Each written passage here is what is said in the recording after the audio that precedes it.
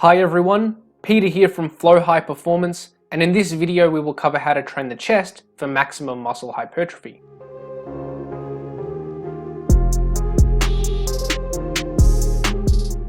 To understand how to train the chest, we first need to look at its anatomy. There are two chest muscles, the pec major and the pec minor. However, the pec minor is a much smaller muscle and sits underneath the pec major. This means that development of the pec minor is not visible on the surface and won't really impact a trainee's physique at all. Therefore, for this video, we are really talking about the pec major as the primary muscle to develop. As we can see here, the pec major inserts on the humerus bone near the shoulder joint. In terms of the origin, the pec major attaches in many different positions along the sternum and the clavicle. This means that the muscle fibers run in multiple different directions and have various different lines of pull. Because of the multiple different attachment sites, the pec major produces multiple different movements of the shoulder joint. There are three primary movements that the pec major produces. First is flexion of the shoulder joint. This is where the arm is lifted in front of the body. Second is horizontal flexion of the shoulder joint. This is where the arm is brought in front of the body from when it is pointed out to the side. And third is adduction of the shoulder. This is where the arm is brought down to the side of the body when it is pointed out to the side. The pecs perform multiple different movements because, as we saw in the anatomy of the pecs, different fibers run in different directions. The upper fibers are preferentially used to flex the shoulder, the middle fibers are more active during horizontal flexion, and the lower fibers are utilized more for shoulder adduction. So as we now know, the pecs perform many different movements and the different fibers contribute more or less to certain movements. This means that the pecs probably need more than one exercise to be maximally trained for muscle growth.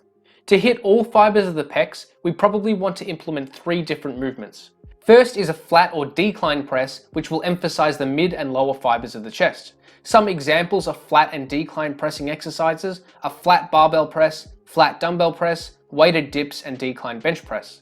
Second is an incline press, which will emphasize the upper fibers of the chest. Some examples of incline pressing exercises are incline barbell press, incline dumbbell press, and incline machine press.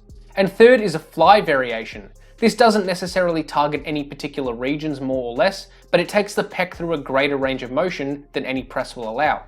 Generally speaking, greater range of motion seems to result in greater muscle growth, and stretch under load has some evidence to be independently hypertrophic. Some examples of chest fly exercises are cable flies, dumbbell flies, and the pec deck machine. These three movements should allow trainees to maximize growth of all fibers of the pec major. And lastly, let's explore some unique technique considerations to maximize chest growth. The first consideration is the stretch shortening cycle during pressing movements.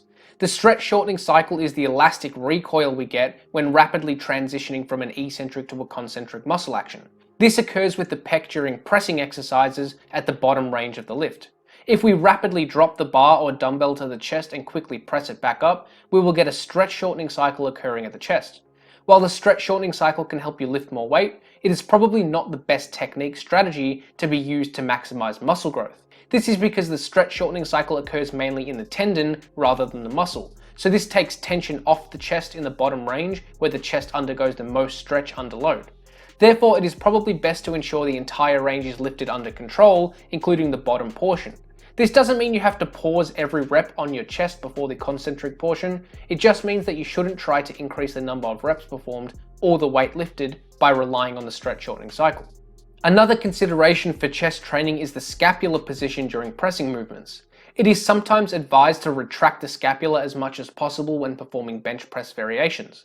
This strategy can help reduce range of motion slightly and allow trainees to lift more weight, but it may not be the best technique for maximal chest hypertrophy. The pecs actually have a small role in scapular protraction, meaning pushing the shoulder blades forward so the shoulders round over. So when we retract the shoulder blades, we are actually lengthening the pecs slightly. This is okay for the eccentric portion of the lift because the pecs are working eccentrically and lengthening under load. However, for the concentric portion of the press, we probably don't want to actively retract the shoulder blades because that is the opposite movement to what the pecs want to do. So if we have two opposing muscle actions going on at the same time, the muscle probably won't be as active in the exercise.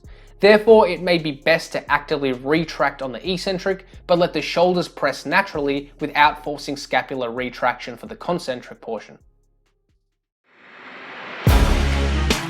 Thanks for watching, and hopefully you got something out of this video. Remember to subscribe if you haven't already.